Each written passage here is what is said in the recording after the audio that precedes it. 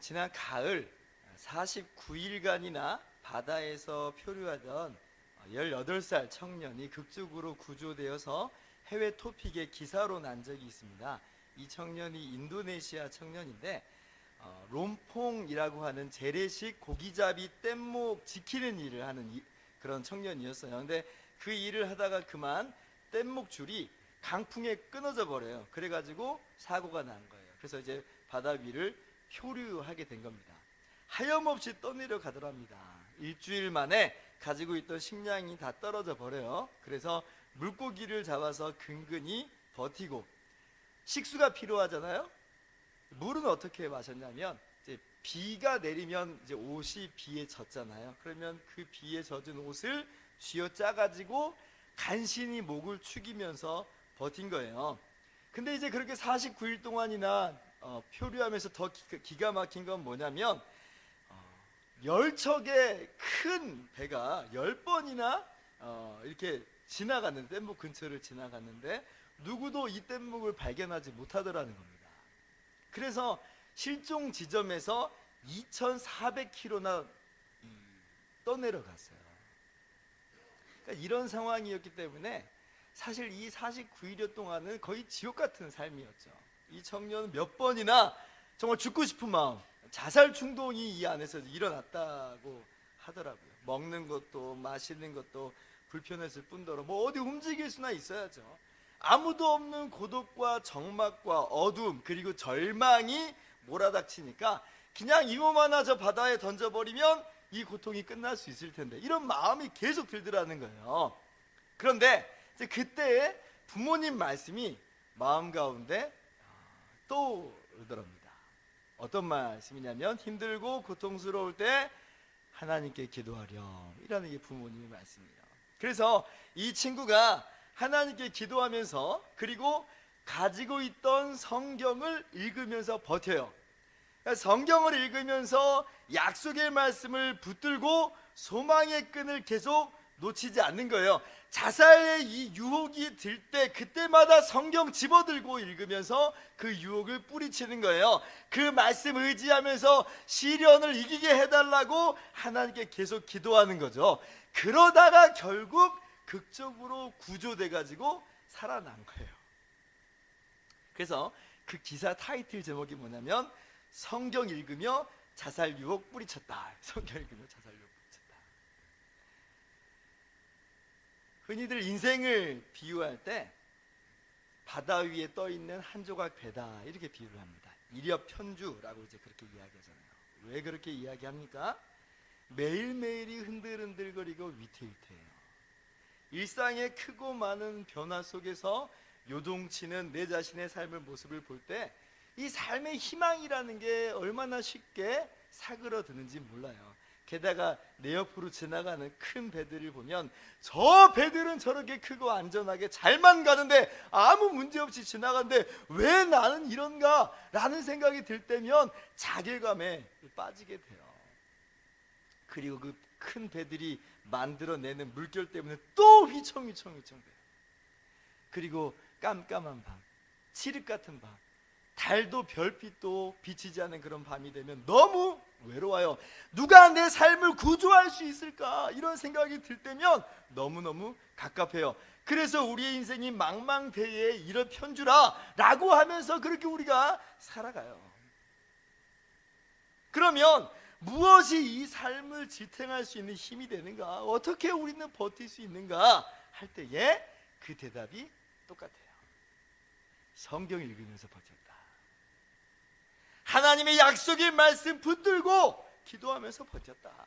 다시 말한다면 성경이 우리를 반석 위에 세우고 성경이 우리를 단단하게 만들어 이 험난한 세상을 이길 힘을 주신다는 거죠. 오늘 본문이 우리에게 말하는 바가 바로 그거예요. 오늘 말씀의 배경은 사도 바울이 에베소 교회 장로들과 함께 만난 자리입니다. 에베소 교회는 사도 바울이 3차 전도 여행 중에 주로 사역했던 교회예요. 바울이 2차 전도 여행 말미에 잠깐 에베소를 방문을 합니다. 거기서 복음을 전하는데, 근데 그때는 여건상 오래 머물지를 못해요. 그래서 만일 하나님의 뜻이면 내가 너희에게로 다시 돌아오리라 하면서 떠나요. 그리고 이제 3차 전도 여행을 다시 떠날 때는 어디로 가게 되냐면 이 에베소로 이제 찾아오는 거예요. 그래서 이 에베소에서 3년 동안이나 머물면서 제자들을 세우고 복음을 전합니다. 그때 하나님께서 바울을 통해서 얼마나 강력하게 역사하셨든지 수많은 에베소 사람들이 예수를 믿게 되고 그렇게 교회가 강력하게 성장을 하는 거예요. 그래서 이 에베소 교회는 바울에 의해 설립되고 바울에 의해서 성장한 대표적 교회입니다. 그리고 이제 바울이 3년이 흐른 후에 에베소를 떠납니다. 왜냐하면 에베소 지역에 소동이 있기도 있었고, 그리고 전에 복음을 전했던 여러 지역들이 있겠잖아요. 여러 교회들이 있겠잖아요. 그래서 그 교회들을 좀 돌아보아야 될 필요성이 있었기 때문에 이제 에베소를 떠나는 거예요. 그리고 이제 바울은 다시 원래 자기가 출발했었던 그 교회로, 예루살렘으로, 그리고 안디옥 교회로 아마 돌아가려는 그런 계획을 하고 있었던 것처럼 보여요. 그래서 이제 바울이 이 3차 전도여행의 모든 일정을 마치고 예루살렘으로 돌아가는데 잠깐 에베소 근방을 지나쳐요. 그런데 그냥 지나치지 않아요. 근방을 지나치니까 아쉬운 마음에 에베소 교회 장로들을 청합니다. 만나자고 하는 거예요. 이것이 오늘 본문의 배경이에요. 이것만 봐도 바울이 에베소 교회를 향한 그 애정이 얼마나 큰지 우리가 잘 볼 수가 있는 거죠. 뭐 누가 지나친다고 해서 누가 뭐라고 한마디라도 할 사람이 있겠어요? 없잖아요. 그런데 그냥 지나치지 않고 만나자 해서 만나는 거예요. 3년 동안이나 밤낮 쉬지 않고 사역을 했으니까 얼마나 그 마음이 애틋하겠어요. 자, 그런데 이때 바울의 마음 가운데 어떤 감동이 있었냐면, 내가 다시는 에베소로 돌아오지 못하리라고 하는, 다시는 이 에베소 장로들을, 에베소 교인들을 만나지 못하리라고 하는 성령의 감동이 있었어요. 25절 보니까, 보라, 내가 여러분 중에 왕래하며 하나님 나라를 전파하였으나 이제는 여러분이 다 내 얼굴을 다시 보지 못할 줄 아노라. 바울 마음 가운데 다시는 에베소 교회 장로들을, 에베소 교인들을 못 본다는 생각이 들었어요. 왜 못 보냐면 바울이 가는 곳마다 핍박이 있고 바울이 가는 곳마다 박해가 있는데, 그런데 머지않아 그 핍박자들에 의해서 고소당하고 마침내 결박당하여 감옥에 갇히든지 급기야는 죽임을 당한다고 하는 그러한 성령의 예언의 말씀이 가는 곳마다 있는 거예요. 바울의 마음 가운데도 그런 일이 머지않아 내게 임할 거다라고 하는 감동이 찾아왔던 거죠. 그러니까 지금 바울이 에베소 교회의 이 장로들을 만날 때의 심정은 어떤 심정이냐면, 정말 사랑하는 사람 앞에서 죽으러 가기 직전에 유언을 남기는 그런 태도와 마음으로 만나고 있는 거예요. 마치 이런 거예요. 전쟁터에서 군인이 집을 떠나갈 때에 물론 다시 돌아오겠다고 약속은 하지만 다시 못 볼 수도 있다는 마음을 갖고 있지 않겠어요? 그래서 가족들에게 어떻게 인사를 해요? 정말 깊은 사랑의 이 마음으로 부인에게 또 아이들에게 그렇게 인사를 나누지 않겠습니까? 뭐 사랑해, 뭐 밥 잘 먹어, 애들 잘 봐야 돼, 그러면서 빠지지 않고 무슨 말 하겠어요? 내가 사실 적금 들었고 펀드 들었고 주식 들었으니까 이거 어디 있냐면 거기 이 서재 몇 번째 칸에 보면 거기에 뭐 있어, 꼭 잊지 말아야 돼, 이런 얘기를 하면서 이제 인사를 나누지 않겠어요? 그러니까 지금 바울이 에베소 장로들을 만날 때의 마음이 바로 그런 마음인 거예요. 내가 다시는 못 볼 텐데 내 이 말 한마디는 꼭 하고 가야겠다 는 거예요. 이 말 한마디만 하고 가야겠다. 그 이야기가 뭐냐? 31절이에요.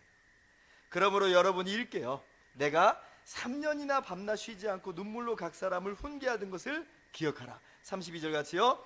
지금 내가 여러분을 주와 및 그 은혜의 말씀에 부탁하노니 그 말씀이 여러분을 등이 든든히 세우사 거룩하게 하심을 입은 모든 자 가운데 기업이 있게 하시리라. 무슨 말이에요? 바울이 지금 별다른 새로운 이야기를 에베소 장로들에게 하고자 하는 게 아니에요. 딱 한 가지, 내가 3년이나 여러분들과 나눴던 그 말씀, 훈계의 말씀, 32절을 비춰보면 하나님의 은혜의 말씀, 그 말씀을 기억하라. 그 말씀을 기억하라.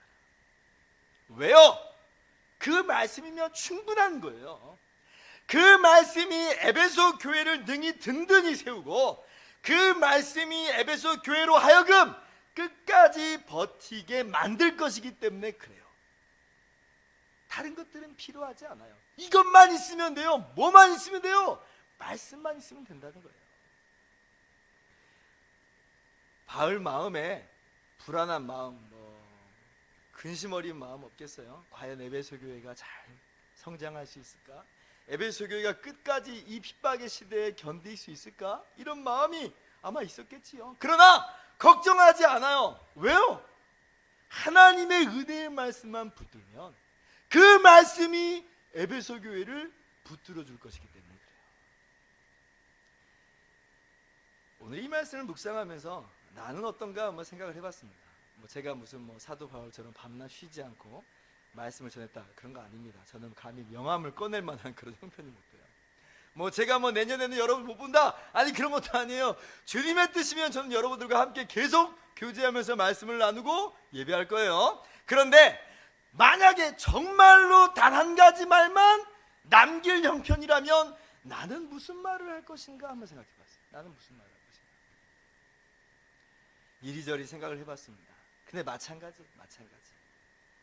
제가 여러분들과 함께 나눴던 하나님의 은혜의 말씀, 예수 그리스도의 십자가 복음, 이 외에는 달리 할 말이 없어요. 그래서 유일하게 남길 말이라면 이 은혜의 말씀을 기억하십시오. 이 은혜의 말씀을 기억하십시오. 정말 그렇더라고요. 사랑하는 성도 여러분, 이 은혜의 말씀이 여러분을 든든하게 세우는 줄을 여러분 믿으시기 바랍니다.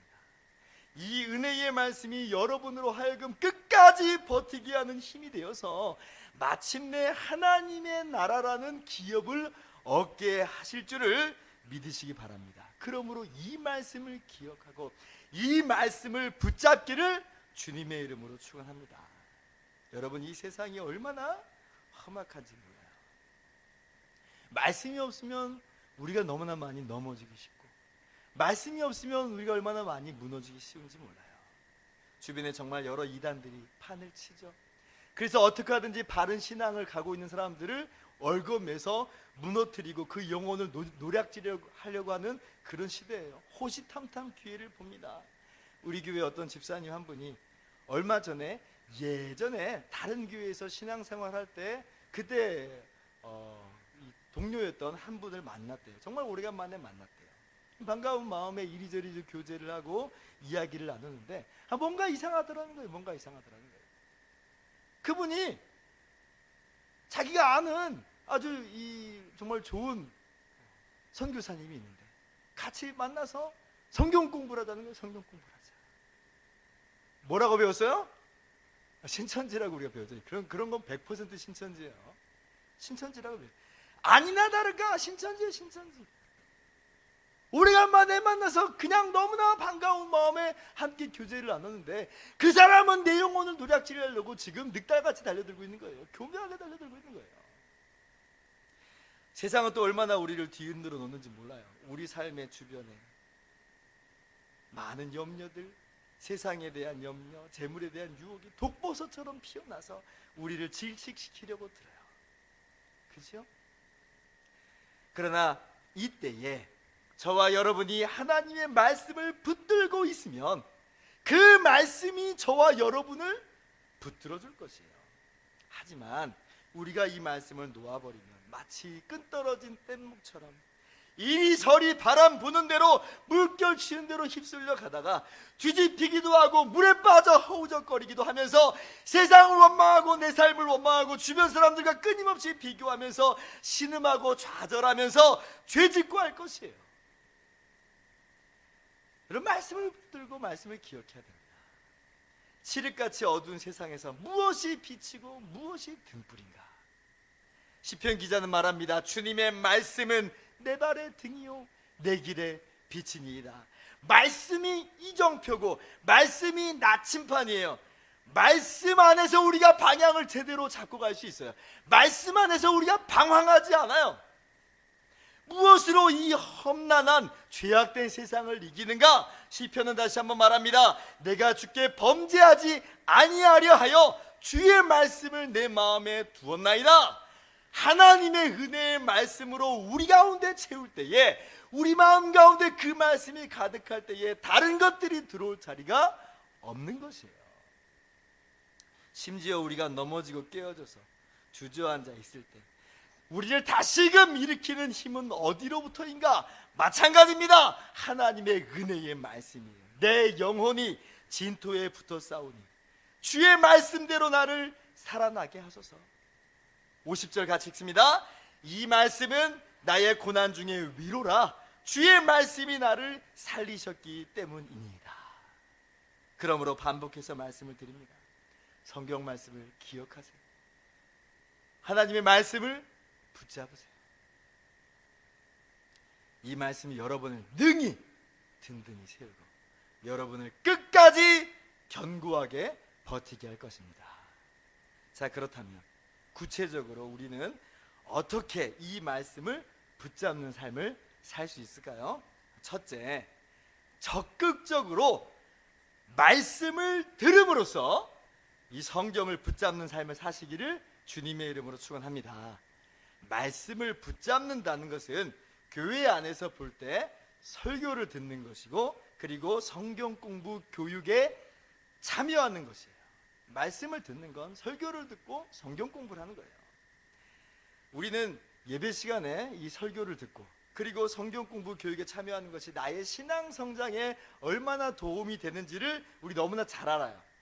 얼마 전에 이 한 기독교 월간지에서 설문조사를 한 적이 있습니다. 우리나라 이 성도님 500명 그리고 목회자 300명 총 800명을 대상으로 설문조사를 했는데, 그 항목 중에 성도들의 신앙 성숙에 유익한 영향을 끼치는 교회 활동이 뭐냐라는 질문이 있었어요. 여러분은 뭐라고 대답하시겠어요? 성도들의 신앙 성장에 유익한 교회 활동이 뭐냐? 첫째, 설교 38%, 둘째, 성경 교육 24%, 62%나 되는 사람들이 설교와 성경 공부가 이것이 나의 신앙에 정말 유익하더라 라는 그런 공통된 그러한 반응을, 대답을 합니다. 그 어떤 프로그램보다 말씀을 듣고 배우는 것이야말로 나의 신앙 성장에 도움이 되더라는 거죠. 목회자건 일반 성도건 공통적인 의견이에요. 아마 여러분들도 동일한 의견일 거예요. 충분히 동의할 거예요. 그렇다면 예배에 적극적으로 참여하고 성경 공부에 적극적으로 참여하는 것이야말로, 아하! 이것이 말씀을 붙잡는 삶이고 이것이 나의 신앙을 성장하게 하는 것이구나. 그럴 때에 이 말씀이 나를 든든하게 세우고 이 말씀이 내 삶을 견고하게 지탱해 주겠구나. 여러분도 마음 가운데 생각할 수 있을 것이에요. 예, 우리는 내년에도 변함없이 매주마다 예배를 드릴 것이고 내년에도 매 분기마다 성경 공부를 할 거예요. 바라기는 2019년 새해에 예배 참석과 그리고 성경 공부 참석에 적극적으로 열의를 가지고 참석함으로 말씀을 듣는, 그러므로 말미암아 말씀을 붙잡는 여러분의 모든 삶이 되기를 주님의 이름으로 축원합니다. 둘째, 성경 말씀을 기억하고 붙잡는 삶을 위해서 적극적으로 성경 읽기에 힘쓰시는 여러분이 되기를 주님의 이름으로 축원합니다. 하나님 말씀이 나를 든든히 세우고 하나님의 말씀이 나를 견고하게 버티게 한다는 사실을 아는 것만으로는 사실 충분하지 않아요. 중요한 건 뭐냐? 그렇기 때문에 정말 그 말씀을 읽어야 된다는 거예요. 맛있고 영양가 있는 음식이 있어요. 아, 저걸 먹으면 정말 맛있고 건강해질 거야. 아니, 이렇게 백날 바라만 본다고 해서 뭐가 맛있고 뭐가 우리를 건강하게 하겠어요? 백날 주문처럼 외워봤자 그 바라보기만 하는 음식은 아무런 도움이 되지를 못해요. 먹어야죠. 음식은 보라고 있는 게 아니고 먹으라고 있는 거예요. 말씀이 영혼의 양식이다라고 우리는 흔히들 많이 비유합니다. 예, 정말 하나님 말씀이 영혼의 양식이에요. 그러나 그렇다고 해서 그냥 말씀은 그래 라고 주문처럼 외운다고 해서 그 말씀을 옆구리에 끼고 다닌다고 해서 우리 안에 어떤 변화가 일어나는가? 그렇지 않다는 거예요. 말씀을 읽어야죠. 그게 바로 먹는 거예요. R.A. 토레이는 이렇게 이야기합니다. 영양가 있는 음식을 먹지 않으면 육체에 힘을 얻을 수 없듯이 시간을 투자해 말씀을 읽지 않으면 영적 능력을 가질 수 없다. 말씀을 읽으세요. 말씀을 읽으세요. 시간을 내고 투자해서 성경을 읽기를 다짐하세요. 우리 교회는 해년마다 연초에 성경 읽기표를 주보에 끼워서 함께 나눠줍니다. 여러분 들어오실 때 주보 받으셨을 때 거기에 끼워져 있는 성경 읽기표를 보셨을 거예요. 뭐예요? 성경 읽자는 거예요. 물론 이 성경을 읽는다고 해서 당장 이게 내 삶의 어떤 변화가 되고 나를 든든히 세우는가 하는 그런 체험과 경험을 못할 때 많아요. 이해조차 안 될 때도 참 많죠. 성경을 읽으면 눈은 읽는데 막 딴 생각하다가 막 넘어갔는데 내가 읽었는지 안 읽었는지 모를 때도 더러 있어요. 저도 알아요. 왜? 저도 경험자니까. 그런데 그렇게 쭉 읽어 내려가다 보면 그렇게 이해 안 되는 말씀이 무슨 말인지도 모르는 말씀이 어느 순간 점점 눈에 들어와요. 그러다가 어떤 때는 어떤 구절이 마치 살아 움직이는 듯이 마음 가운데 잔잔하게 떠오르고 때로는 강력하게 역사해요. 성령께서 우리 가운데 말씀을 통해서 역사하는 거죠. 평상시에는 익숙한 구절에서 그냥 넘어갔던 구절인데도 그날따라는 그 말씀이 얼마나 내게 큰 감동이 되든지 아마 여러분도 그런 경험을 해보셨을 거예요. 근데 이런 경험이, 이런 은혜가 언제 일어나게 되느냐? 말씀을 직접 읽는 그 현장 가운데 일어나는 거지, 말씀을 안 읽으면 그런 게 없다는 거예요. 그런 게 없다는 거예요. 당장 지금 이 말씀이 나를 강하게 한다, 아니 지금 밥 한 그릇 먹었다고 해서 지금 내가 무슨 태산을 옮길 힘이 생깁니까? 그렇지 않아도 밥 먹을 때에 건강해지잖아요. 우리가 그렇게 말씀을 읽을 때에 그 말씀이 마침내는 우리를 든든하게 세우고 우리를 견고하게 지탱하게 만듭니다. 그러므로 성경을 직접 읽으세요. 읽으세요. 펴들고 읽으세요. 은혜 받는 습관이라는 책을 쓴 데이비드 마티스 목사님이 그 책에서 이런 말을 남깁니다. 성경 읽기는 우리 스스로에게 복음을 전하는 것입니다. 우리에게도 복음이 필요해요. 복음이 우리를 살려요. 누가 우리에게 복음을 전해줘요? 물론 설교 시간에 성경 공부 시간 통해서 그렇게 하지만 당장 우리 안에서 필요할 때에 누가 들려주느냐? 성경이 있어요. 성경이 여러분이 집어들고 읽으면 그 말씀이 여러분에게 복음을 전해줍니다. 그 말씀이 복음입니다. 우리를 든든히 세우는 하나님의 은혜의 복음을 기억하기란 어렵지 않습니다. 바로 옆에 있는 성경을 집어들고 읽기만 하면 되니까 성경 읽기에 힘쓰면 돼요. 여러분에게 끊임없이 그렇게 복음을 들려주세요. 그럴 때에 정말 여러분의 인생이 살아나는 놀라운 경험을 여러분도 하게 될 것입니다. 그래서 2019년에는 우리 교회에서 어떻게 하든지 성경 읽기에 도움을 드리고자 구역별로 성경 읽기를 시작합니다. 공동체가 다 함께 읽으면 서로 도움이 되고 격려가 될 수 있기 때문에 한번 시도하는 거예요. 에이 난 이런 거 참여 안 해, 그렇게 하지 말고 정말 그래 내가 이번을 계기로 2019년 한 해 동안 성경 말씀을 읽으면서 말씀과 동행하리라 다짐하고 결심하는 시간을 가졌으면 좋겠어요. 그 말씀이 마침내는 여러분을 든든하게 세우고 여러분을 견고하게 지탱하게 될 것입니다. 말씀을 마치도록 하겠습니다. 바울 사도는 디모데후서 3장에 성경 말씀이 얼마나 중요한지를 이렇게 기록합니다. 15절 말씀 보니까 성경은 능히 너로 하여금 그리스도 예수 안에 있는 믿음으로 말미암아 구원에 이르는 지혜가 있게 하느니라.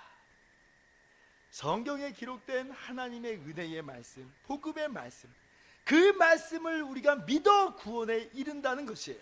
그리고 16절 같이요, 모든 성경은 하나님의 감동으로 된 것으로 교훈과 책망과 바르게 함과 의로 교육하기에 유익하니, 이 말씀이 우리를 구원할 뿐 아니라 여전히 우리를 든든히 세우고 성장시키고 끝까지 견고하게 하신다 말씀하고 계세요. 그리스도인으로서 성공적인 신앙생활의 비결이 뭐냐? 말씀이에요. 말씀이 우리를 온전하게 세워나가요. 그러므로 오늘 이 시간 여러분 다짐하고 다시 한번 결단할 수 있기를 소망합니다. 하나님의 은혜의 말씀을 적극적으로 듣기에 힘쓰고 적극적으로 읽기에 힘쓰겠다 다짐하면서 2019년을 맞이할 수 있기를 바랍니다. 그 말씀이 저와 여러분을 능히 든든히 세울 것이에요.